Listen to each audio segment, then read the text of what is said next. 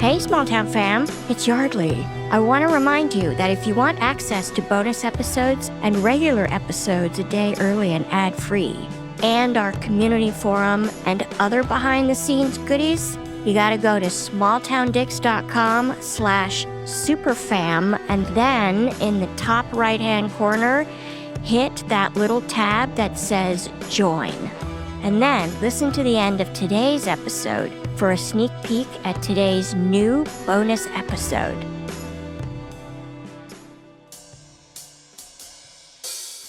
Hey, Small Town fam.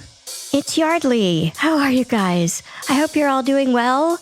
If you're gearing up for the holidays, I hope it's going great. And if you're not gearing up for the holidays, I hope that's going great. We have such an interesting case for you today from a new guest, Deputy Alia. The case Alia brings us today happened early on in her career, and by the end of this episode, you'll totally get why it stuck with her all these years. You know, people often ask me if, after being submerged in true crime stories for the past 7 years on Small Town Dicks, if I've become immune to the horrible ways people choose to deal with the problems in their lives. But I haven't.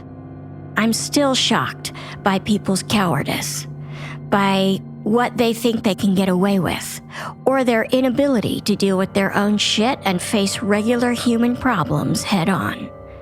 And I often wonder, what combination of nature and nurture leads someone to devise their own moral code where they're only accountable when they feel like it? Here is trust. Hi there, I'm Yardley. I'm Dan. I'm Dave. And I'm Paul. And this is Small Town Dicks. Dave and I are identical twins And retired detectives from Small Town, USA.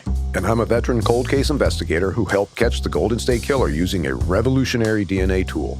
Between the three of us, we've investigated thousands of crimes, from petty theft to sexual assault, child abuse to murder. Each case we cover is told by the detective who investigated it, offering a rare, personal account of how they solved the crime.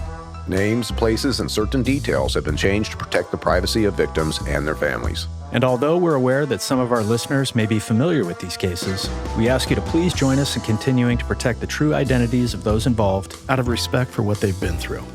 Thank you.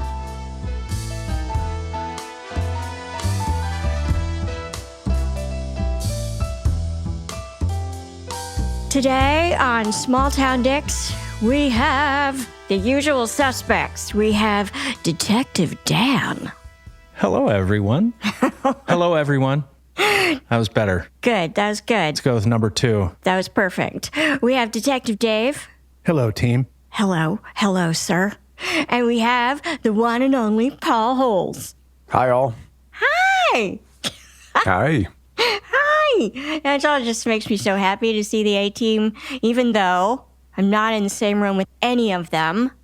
But it fills my heart and my soul to see them in any way, shape, or form that I can. And, Small Town fam, we are so excited. You're going to love this. We have a brand new guest on the podcast, but she comes to us through a connection that you will recognize when I'm done introducing her and she gives you the lowdown. Please welcome Deputy Alia. Hi, happy to be here. Oh, we're so happy to have you, Alia. So now that I've set you up, tell us a little bit about how we have the honor of having you sit down with us today. Well, you have interviewed my sister, Detective Bree. Yes. She is amazing. She's amazing. I'm just going to interrupt for a second and tell our listeners. So Bree gave us our first episode of this season, season 15, called Superstar. And I named it that for all the women who are involved in that case. And then more recently, Bree gave us an episode we called Heinous, which just aired a couple of weeks ago. It's also excellent. And, fun fact, listeners, Bree is actually in the room with Alia right now. And so even though Alia is front and center on the mic today, we like to consider Bree our silent second guest. But she is truly remarkable. So yeah, this is so fun to have you with us today, Alia. Thank you. Yeah, she is incredible. I am very, very lucky to be her sister and follow in her footsteps. Although I've tried to make my own path, she has just been like such a remarkable human in my life. She has always taken care of me. She's always protected me, looked out for me.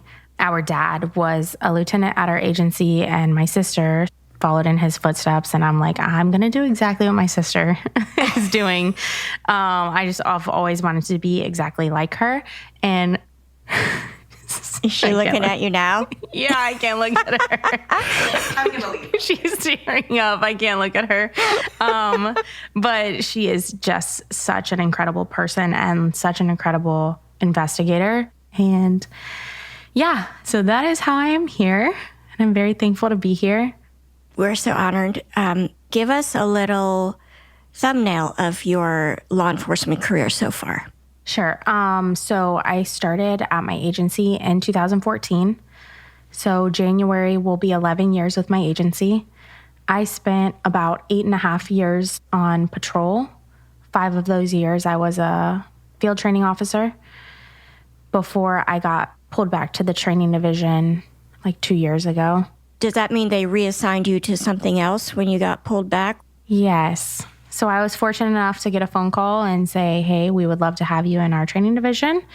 And begrudgingly, I went. I was kind of kicking and screaming. I was crying on the way home of my last patrol shift because I love patrol. Like, I feel like you never go back to patrol as like a deputy and you're just responding to calls and being in the action. And that's what I love to do. I grew up with stories from my dad and my sister of patrol, right? And like, that's what I wanted to do. And I was loving training. Like I said, I was a field training officer for about 5 years. So I was training new recruits on the street. We are a very big county and we have a lot of people coming through our academies. So I was training lots of recruits and I felt very, very blessed to be in that position. And I loved it. So when I got the call, I was very thankful for it. I was very grateful for it. However, I was like, this means that my patrol career is over because you don't really go back. You know, after a step like that, you don't really go back. I might go back as a supervisor one day or something like that. You never really go back to just being a patrol deputy. Sure. And somehow it seems, you know, I think Paul has mentioned this, certainly Dave, when he became a sergeant, when you are promoted, while it's an honor, now you're really sort of taken out of the action because now you're supervising all the people who are in the action. And it's a real double-edged sword. It is. You get more money, you get a better title, but you're like, shit, I miss my stuff. Get a lot more headaches too. Yeah, it's so hard because I am full-time training. We are running our own academy classes. So I'm training these kids to be like what I love the most. And then I get to like see them off and they get to go out and be on the street. And so it's very rewarding, but it is kind of difficult in a way because it's like, man, I just really miss it. But I am very thankful for the position that I'm in. It has opened a lot of opportunities and a lot of doors for me. I'm also a negotiator with our agency, and I have been a negotiator for a little over 4 years now. So totally low stress. No stakes. No stress at all. There's zero stress. Nothing. What is stress? I don't know what that is. The adage is like people who are shit magnets want to be around the shit all the time. Yeah. Like when you're not finding stuff like that, you start going, what am I doing different? What am I doing wrong? Why am I not finding anything? So you get kind of taken out of the game. Sure. It's not normal, by the way. Just speaking as a civilian, it ain't normal. You're like, that is not a normal headspace. Alia, we are so happy to have you. Please tell us how this case came to you. So I was fairly early in my career at the time. I was working night shift. I was dispatched to a call of a person down. What does that mean? Somebody that needed assistance. However, it'll come in as a person down, but then the comments in the call will elaborate on that. So the comments in the call elaborated and said, basically, husband's calling in, his elderly wife is deceased. She's not breathing, she has no pulse, and she is obviously deceased because dispatch will try to have them start CPR and things like that. If they're warm to the touch, if there's any signs of life, they will have them. And he was basically refusing, saying that she is very obviously deceased and we just needed to respond. So off you go into the middle of the night. So off I go into the middle of the night. And funny story. So I don't even know if I should share this or not. I used to get full-blown pizzas every night and just put them in my passenger seat and just eat my pizza while I was like going all night long. So I had just gotten my pizza for the night and I was like buckling it into the passenger seat when I got dispatched of this. And I was like, oh, I need to eat this pizza. But off I go to this call, right? And at the time, I think I had probably 3 years of experience on the road, which is not a ton of time on the road whatsoever. It's kind of a little bit of time to get your feet wet and kind of know what you're doing, but not really, you know. So we get dispatched 2 people at a time to these kind of calls because if you need to do CPR or something like that, you want to have a second person there to do CPR. But from the comments in the call and the way that it was so obviously somebody that was already deceased, she was 74 at the time. I very stupidly told my zone partner, I was like, don't worry about it. I'll go. I'll take the report. Like, you can hang back. No worries, right? I was not as smart as I am now. I should have been a little bit smarter back then. So I get there, and this house sits on the corner of a major road within my zone. So a house that I pass a lot. The area that I worked at the time, it's a very low income area. There's a lot of crime. Homicides are a dime a dozen. So this guy calling in saying that his elderly wife was deceased was a very common call at the time for a patrol deputy to just go and respond and take the report, right? So I get there and he meets me in the driveway of the residence. As I'm pulling off of the main road, I can see him standing in the driveway ready to meet me. So I'm like, okay, this is where I'm going. It's dark. It's January. It gets dark at like 6 o'clock.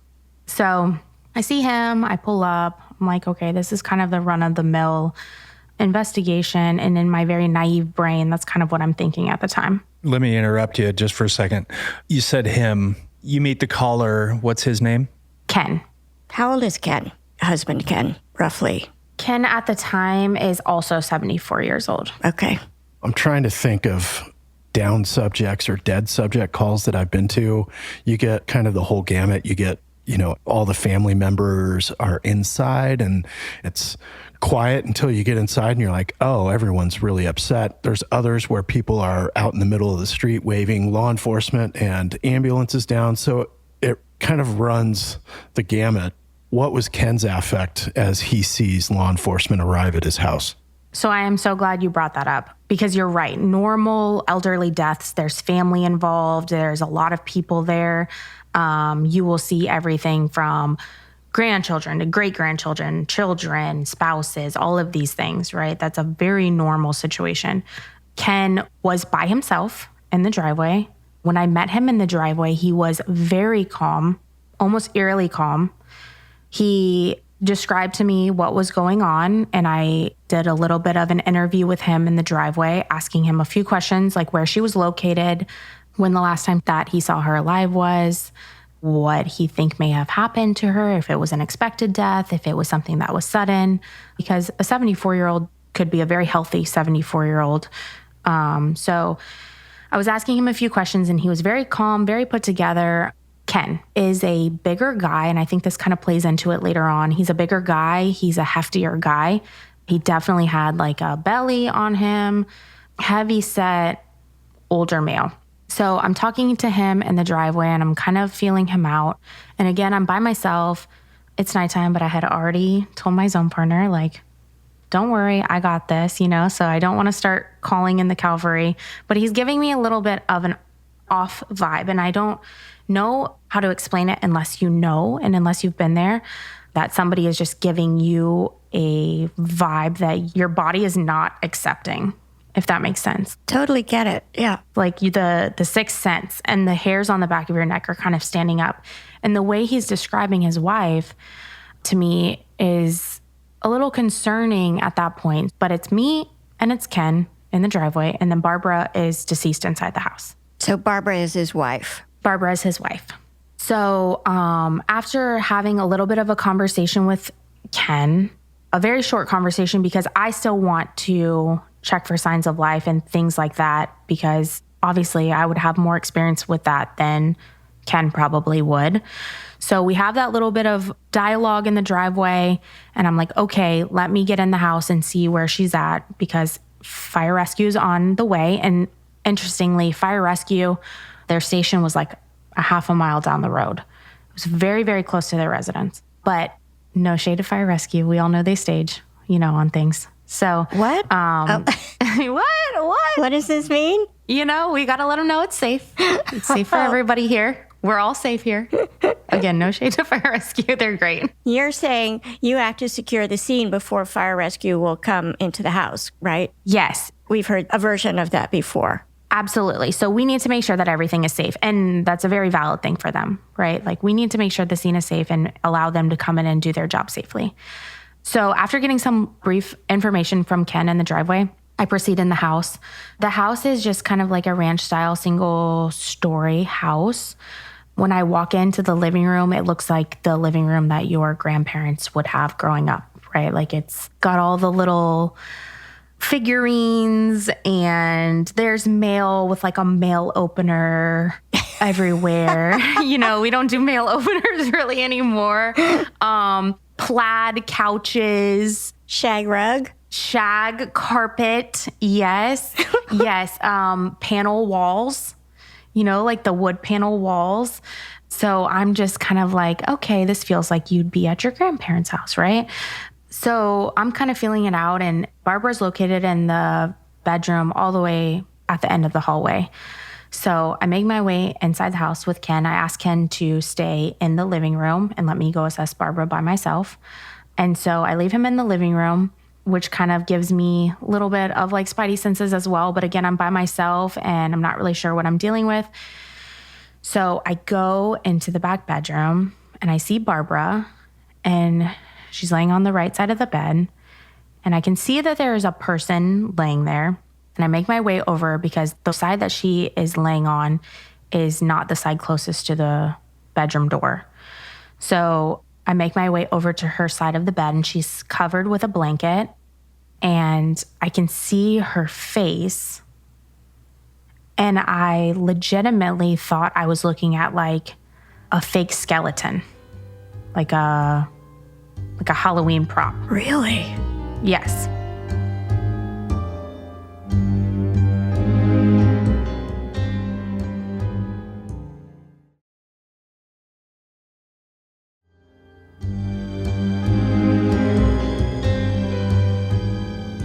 So, Alia, you said Barbara's body looked like it was a Halloween prop. Can you describe what you mean by that? So her face was so lacking in any sort of fat or tissue or anything that you could see every single bone, every structure of her face. And so I'm like, that's very odd, but I understand, like, she's older, people pass. They look different when they pass, right? When the life leaves you, it's a different look. You kind of lose that healthy, life-giving glow, if I can put it in any type of description. Barbara's covered with a blanket on this bed, and I remove the blanket from her, and I'm shocked at what I see. And again, like, I am a younger deputy. I have dealt with a lot of death and a lot of natural death, a lot of homicides from the area that I worked. But like, this actually shocked me. Why does Barbara's condition shock you, considering what you'd seen already? So I could see like a few contusions to her face. She had like a gash above her eyebrow, and she looked like she had like kind of like a little bit of a golf ball on her forehead. And like I said, her face was so sunken in and lifeless. And I don't think I mentioned, when I met Ken in the driveway, he told me he had last heard her breathing in bed about 30 minutes prior to calling us. So around 7:30, he had heard Barbara breathing. He went into the bathroom of their master bedroom, had heard her breathing, and around 8-ish o'clock is when he found her lifeless from his account. So when I pulled back the sheet, Barbara was laying completely straight. Her feet were together, like her ankles were together. Her legs were completely straight. Her hands were down by her sides. And she was wearing nothing but a pair of clean blue underwear. So she was naked other than a pair of clean blue underwear. And I had dealt with deaths and things like that before.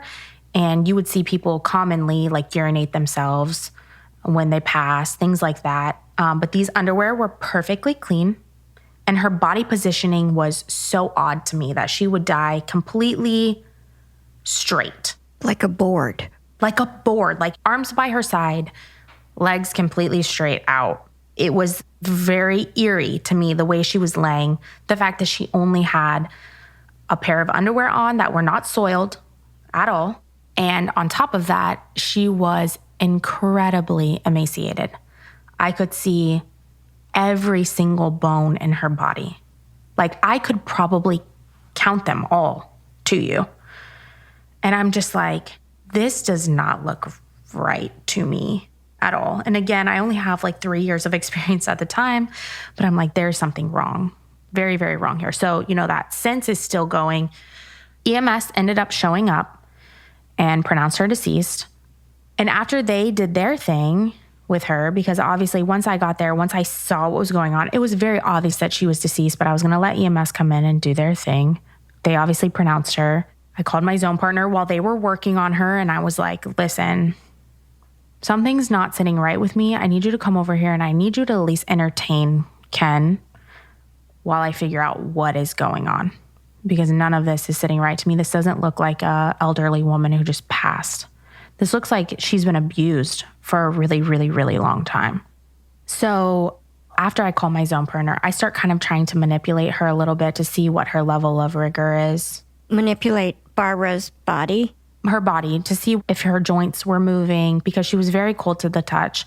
So I was like, let me just kind of try to manipulate her a little bit, because if we're legitimately talking 30 minutes, she should still be able to be manipulated, her arms, her legs, things like that. But she was already in rigor mortis, when I was there 5 minutes after I had come there, after Ken had called. She was already in rigor. Her joints were not moving whatsoever. So I know that what he was saying to me was not true, because she didn't die 30 minutes prior to me showing up there. How long does it take for rigor mortis like that to set in? So full rigor mortis would be about 12 hours. And rigor is something that sets in gradually and starts with the extremities, with the smaller muscles, and then pretty soon the larger muscles end up going into rigor. And so a pathologist in the morgue can sit there and determine to what extent the body is along this rigor gradient. Now, it is dependent a little bit upon temperature. And this is in January, you said? January. And it's January in Florida, so it is colder, but it is not necessarily cold. It's definitely not snowing. It's not, it's decent outside. It's like our happy months because it's like 70. It's not cold. And so there isn't heat on in the house or anything like that? No. We took a picture of the temperature, and I believe it was at like 75. Okay. Alia, this is impressive to me that a young deputy is well-versed enough to make the observation of rigor, because we generally don't get that from patrol. You can thank my sister for that. Shout out to Bree. She taught me a lot. Well, I also think, I don't know how many dead bodies I've seen, a lot. And folks who die in the last seconds of life, in the throes of death, don't expire in a solid planking maneuver that looks like you're going into a pine box like back in the Old West. They're contorted. They look like they died uncomfortably. So again, the red flags, all the observations about the condition of Barbara's physical appearance, all these things are, okay, nice try, Ken, but there's more to what you've told me in the 2-minute interview that I got in your front yard. Absolutely. And to my sister's credit also, she told me when I started this career about leaning into that sixth sense, leaning into that feeling of something not being correct. And if my body is telling me that something is not correct, something is probably not correct. And that advice has carried throughout my entire career. And I've always had that in the back of my head, like her saying, if something does not feel correct, it's not. You need to lean into it and you need to listen to it. Don't dismiss it. So at that moment, I was like, okay, this is just not checking out for me. This isn't passing the smell test. And so I called my zone partner, Deputy Phil. As soon as I called him, he was like, yep, I'm on my way. No problem. I'll be there in a minute. Can I ask you a question, Alia? Yes. Once you see Barbara's body and you see that she's emaciated and she has contusions, and clearly she did not, as you say, just die in her sleep, as her husband Ken is telling you, does the hair on the back of your neck stand up? Because now Ken is in a room basically behind you. Like, you can't see him. You no longer have eyes on Ken.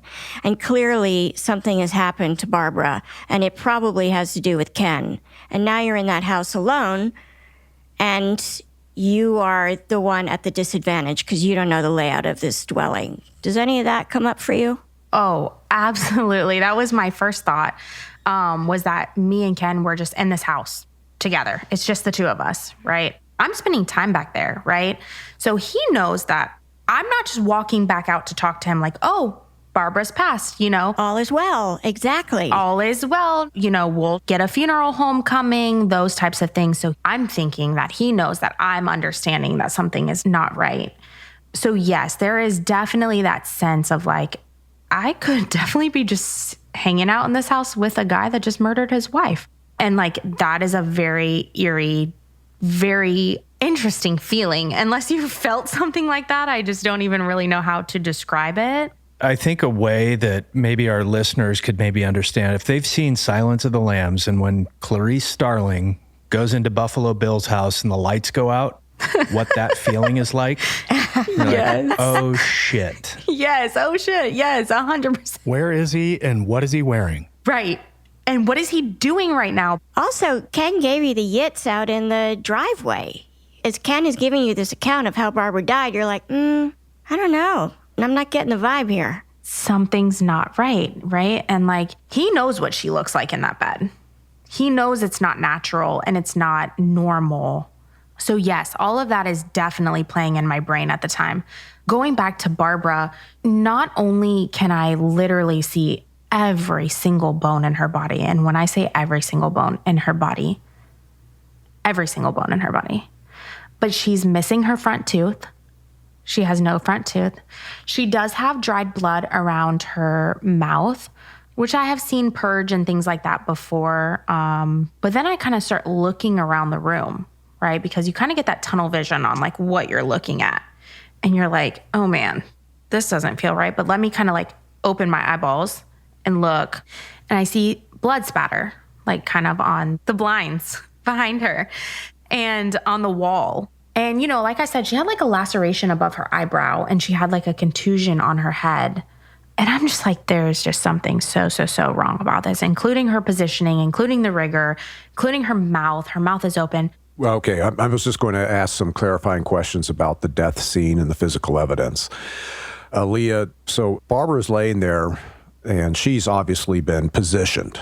This is not a natural position that somebody dies in. And I've got cases in my past where the deceased bodies have been positioned like this. In fact, where their arms have been crossed over their chest in one instance, with a rose put on the chest. But you mentioned earlier your observation of extensive rigor in Barbara's body. She's been dead longer than the half hour that Ken is claiming she's been dead.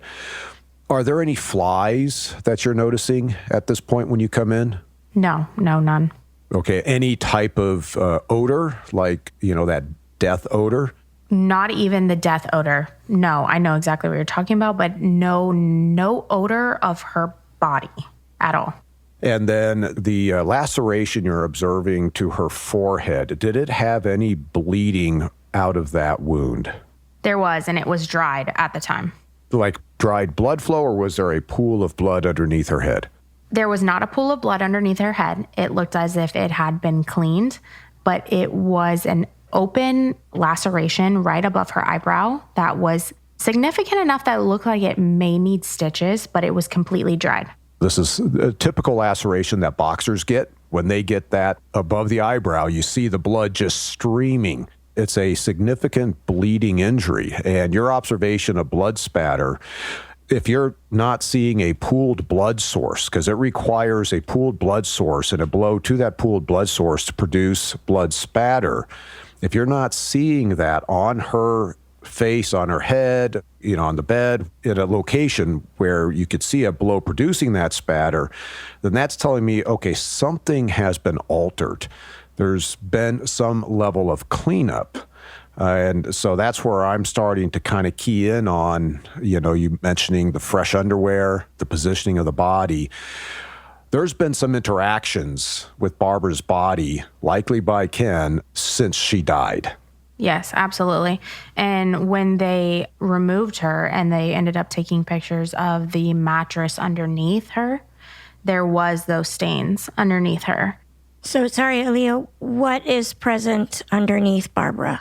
It looks like urination stains underneath her on the mattress and on the sheet underneath the towel, underneath Barbara. Okay. But nothing on the towel that was underneath her, and nothing on her underwear. Those two are completely clean. So those things, the underwear and the towel, were obviously put on and under her after the urination, after she died.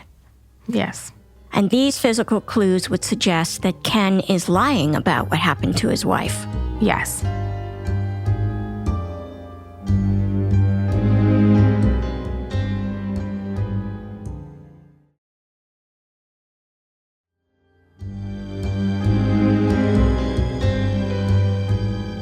So, Bree, Barbara's death looks really suspicious now. And you know that Ken is lying to you. So what's next? So I called my corporal at the time and I was like, listen, I really need you to come here and I need you to look at this and give this a second look. So my zone partner gets there. Once he got there, I said, listen, can you just entertain Ken? Make sure he's not doing anything in the house. Just entertain him, talk to him, keep him occupied until I can kind of figure out what's going on. So he's entertaining Ken, and I'm able to run back to my car and get my computer. And I bring my computer back into the bedroom with Barbara while I'm waiting for my supervisor to get there and a couple more resources in place. And I run everybody. I run all of their information in our databases, and I pull up her driver's license picture. You run Ken and Barbara's sort of who they are through the DMV kind of deal. Absolutely. And I pulled up Barbara's driver's license photo. And I was like sick to my stomach. I don't even know another way to describe it. In her driver's license photo, she's older. She is definitely elderly in her driver's license photo, but she is beautiful. Like, her skin is beautiful. She has makeup on. Her hair is done. She looks healthy and like she takes care of herself. And I was like, this is not who I am looking at whatsoever. Like, something major has been done to her because this person I'm looking at is elderly. She's definitely older and she has gold hoops in her ears. Like, she clearly cares about what she looks like and is presenting herself for her driver's license photo, even as an elderly woman, as a very well-kept woman. And so when I saw that photo, I was like, oh my gosh, there is something very, very wrong here. It made me sick. It made me sick to my stomach. So, Bree, when your corporal arrives, do you show him all these discrepancies you notice with Barbara? Yes. So I show him the blood spatter. I show him her face, her body, her positioning. So I'm showing him all of these things. He's like, okay, I 100% agree with you. I think that there's something wrong here. And he starts making phone calls to our criminal investigations division. And detectives start responding. They get there and they start seeing what I'm seeing. So once the detectives got there, I ended up putting Ken in my car because they asked me to transport him over to our criminal investigations division. So while we were waiting, Ken and I were talking in the car, just having casual conversation. And it was so strange because it was like I was talking to like my grandfather. What did you talk about? We just talked about he had 2 adult grown daughters. We talked about the fact that him and Barbara had been married for 50 years. and that they had these grown daughters together and they had this whole life together. And he was describing this life that they had together to me, which sounded like a magical life. And I'm like sitting here thinking all of these things that I'm thinking, and I'm just letting him talk, and I'm just having casual conversation with him. And he's telling me about their years of marriage and how she's been on the decline. And he believed that she had onset of dementia and all of these things, but she had not seen a doctor. And I'm like, man, this is interesting to hear him talk about their 50 years of marriage, their 2 grown daughters, all of these things that they've done in their lives, because he's just kind of rambling at this point. While I'm looking at Barbara, and I'm like, you have severely abused her. You know, like, you have not taken care of her. You have not done what you vowed to do to her. And there was food in the fridge. The fridge was full. There was plenty of things to nourish her body. And yet Barbara is skin and bones. And Ken, like I said in the beginning, is a hefty man. He's been eating. Barbara has not. You know, and like, you're sitting here talking about your life together as if it's some magical life that you've had. You're making this sound so amazing, but like, you're severely abusing your wife. Did Ken have any questions as to why other officers are now showing up? He didn't. Not a single one. That makes me feel like he knows what he's done, and now he knows that everybody else knows too. Mm-hmm. Absolutely. He was like playing it cool as a cucumber, because I was expecting that. I was expecting him to be in the backseat of my car. Like, why am I in the backseat of your car? Why do I need to go back to the criminal investigations division? Why this? Why that? Alia, when you're talking to Ken and he's saying Barbara has been on the decline, is Ken offering up, she's been diagnosed with cancer, or she's stopped eating, she's got some psychological issues, nothing to explain this severe weight loss? No. So I asked him, because he did mention that he believed that she had the onset of dementia. So I asked Ken if Barbara had seen a doctor yet for that, or if they were addressing that at all. And he had told me she does not want to see doctors. And so no, she had not, because on her wishes, she had not seen any doctors because she did not want that. And I'm sitting there in my brain and I'm like, but if you're a husband and you think that your wife is in the early stages of dementia, even if she said she didn't want one, wouldn't you think that you would still take her? When you override that and go, I'm going to be sort of the boss of you because you're clearly not in your right mind, right? Absolutely. What are the adult daughters' names? Liz and Sarah. Do you know if Liz and Sarah were around at all? Like, did they know how poorly Barbara was doing? There was no other eyeballs on her whatsoever. Ken had her in such a state because their daughters lived in other states. So it was just Ken and Barbara in this house alone. And there was nobody watching over her, no other set of eyeballs on her whatsoever. He had full access to do whatever he wanted without anybody stepping in between. So you've been asked to take Ken back to Criminal Investigations Division to, I'm guessing, to speak to a detective or two. So when they ask you to do that, is that presented to Ken in such a way where it's like, hey, we're going to be here for a little bit. Why don't we take you down to Criminal Investigations? There's a way to deliver that message and ask the question to get a lot more volunteer out of it than, hey, you are going to do this.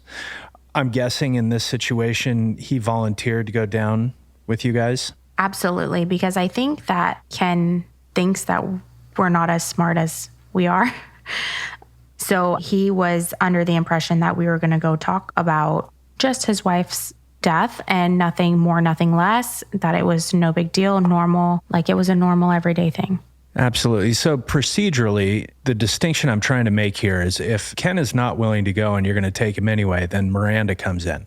In this situation, it does not sound like Ken has been advised of his Miranda rights. So your conversation with Ken while he's riding down to the station in the back of the car, and Ken is giving you so much history on his life with Barbara. He's got 2 daughters, Liz and Sarah. My question is, when's the last time Liz and Sarah talked to their mother? Yeah, so Detective Zach, he went to their respective states to talk to them about their relationship with their parents. Had lengthy interviews with the both of them, and they basically said that they had not seen their mother in a very long time. Liz and Sarah had only been speaking to Ken and Barbara infrequently. And that was kind of her affect, was that Ken was getting a little bit more abusive towards Barbara. He was being a little bit more aggressive and difficult. And that was kind of their extent of their knowledge of what was going on with their parents. So timeline wise, in your investigation, you've got Ken now, he's down at the police station and he's talking to investigators. Meanwhile, crime scene investigators are at the house and they're checking on Barbara. Now they've gotten a look at the bedding and the blood spatter. Are you sitting around back in investigations watching this questioning of Ken? So I was not. I didn't get the privilege of that. I wish I would have been able to see that because I would have loved it. I went back to the scene and was able to finish out my originating report back at the scene. While you're at the scene, there are still investigators there, and I'm sure you're having conversations with them. Absolutely. And that was one thing that was very important and validating to me, that they saw that I recognized the things that were going on that weren't your normal, average, everyday, natural death. And so eventually the detectives interviewed Ken. We finished up the crime scene, and that was it for the moment. They had a lot of legwork on the back end. Obviously, an autopsy was going to be done. And so I was kind of keeping up to date, kind of checking in with the detectives, like, hey, what's going on with this case? I kind of want to know what's going on because I personally wanted a resolution to it. What did the medical examiners say was Barbara's cause of death? So her cause of death was natural. However, there was parts in the report that advised that her cause of death was natural due to being malnourished. Right. So eventually the case was presented to the state attorney and all the facts were given to the state attorney, and they decided to charge Ken with manslaughter. Oh, wow. Yes. It was basically aggravated manslaughter of an elderly person or disabled adult.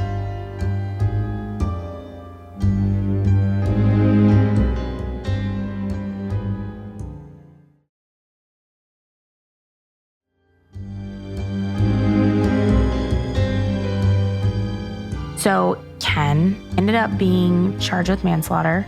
So he went to jail. He was arrested on the manslaughter charge. He had a warrant out for his arrest. Our street crimes unit ended up picking him up on his warrant at his house because obviously he's thinking he got away with what he did and he's just living his life, So our street crimes unit come knocking at the door, say, hey, Ken, turn around, you got this manslaughter warrant, so we're going to take you to jail today.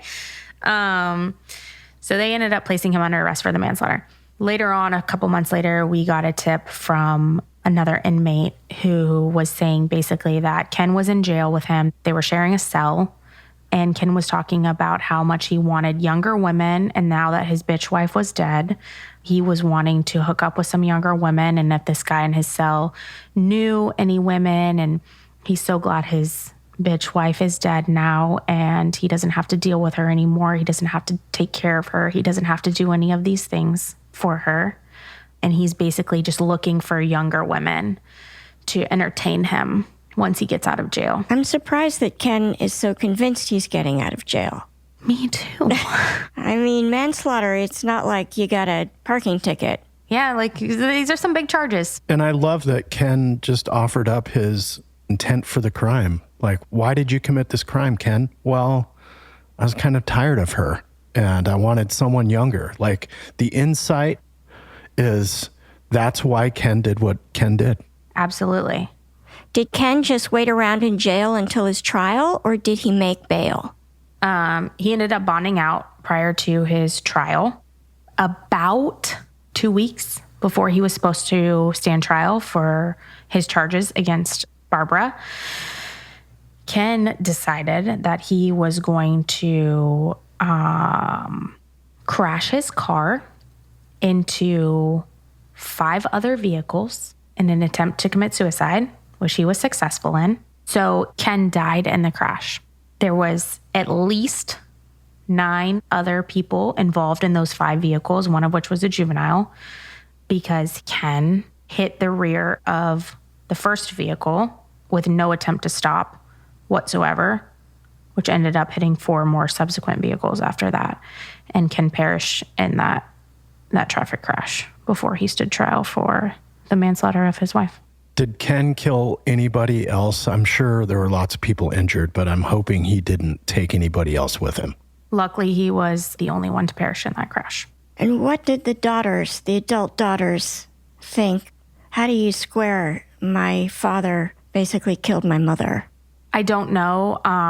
Honestly, I wish I could have a conversation with them because I feel like I could probably provide a lot of insight, and maybe a little bit of closure to them. I don't know what their affect is. I don't know how they were feeling. I never got to speak to them. So I am not sure. I'm not sure. I want to go back to the spidey sense thing that you get when you're a brand new cop. You also get when you're a 20-year cop. That's a honed skill that part of when you're a younger cop, it's one thing when someone lied to me, I always want to know, did you really lie to me? Because I think you lied. I just want to know. Because it helps confirm that your spidey senses are right down the middle, that you are hearing and sensing things that will help you later on in a case. And that's a big feedback loop that young deputies and young police officers need from detectives, from medical examiners, from guys like Paul Holes saying, keep doing what you're doing, you're on the right track. There are other folks that I have worked with, certainly, who would have gone to this scene with Barbara and Ken and not seen what Alia saw. And that's just a fact of life in law enforcement, that there are some folks who would have completely poo-pooed that dead subject call into its natural causes and not taken a couple of extra steps just to, hey, I don't feel right. Let me see what this looks like. What am I seeing here? That feedback loop when you get your suspicions confirmed is huge for baby detectives. Huge. Yeah, it is. And I think that this is why this case has stuck with me for so long and has been a very, very important case in my career, was because it was one of those very validating cases to me that my sixth senses were right, even though it wasn't your standard homicide. It wasn't something that was so glaringly obvious. You're right. It would have been so easy for me to go there and be like, this lady's 74. She's lived a very long, happy life. Yeah, she's emaciated. Yeah, that probably happens when you get older. It would have been very, very easy for me to do that. But I would not have been doing Barbara any justice with that. And you're absolutely right. It did shape me in a big way as far as like leaning into my instincts and knowing that what I was doing, what I was feeling was right. It was a big thing for me. And I know that probably sounds kind of like, cops never want to sound lame, but it's like a thing. But it very much so shaped me as a very young deputy in leaning into my instincts. And again, my sister had told me that since I started the job, is that that's something you need to lean into. That sixth sense is something you need to feel, and you need to feel hard. And if you don't, you're not doing yourself any justice and you're going to get hurt. And so it was a very, very validating thing for me, but also like just knowing that Ken, yes, he took the easy way out, but he didn't get what he wanted. Everybody knows the monster that he is. And I feel like if it weren't for a little bit of knowledge and a lot of just kind of like winging it at the time, but trying my best, I feel like he would have probably walked away scot-free. Alia, what does that leave you feeling like after you've had a conversation with somebody who directly or indirectly killed his wife, depending on which side of the fence you fall on here? I just recall conversations that I've had with people who've killed people, and it leaves an impression on you. I'm curious what your impression is. It does. Being a cop is the strangest job in the world, it really is, because you're having this very normal conversation with somebody that you truly believed killed his wife, harmed her enough that she is now deceased. But you're carrying on a normal conversation as if everything is okay. everything is right in the world, you know?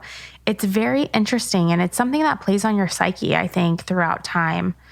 And I don't think that people that haven't been in that situation really understand that dynamic, that you can kind of just switch on and switch off and play the game. But then you go home and you're like, man, I was really just sitting in a house with this guy that killed his wife, you know?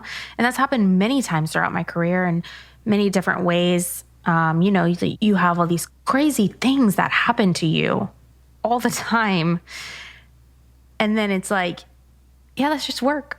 Like, that's just normal, you know? And I have all these girlfriends who are not cops, and they are my girlfriends I've had since I was a little girl. And they're like, your life is crazy, you know? Like, even negotiations and these call outs and things like that. Not to get off track, but like, I'm a negotiator. My husband's on the SWAT team. We get deployed together.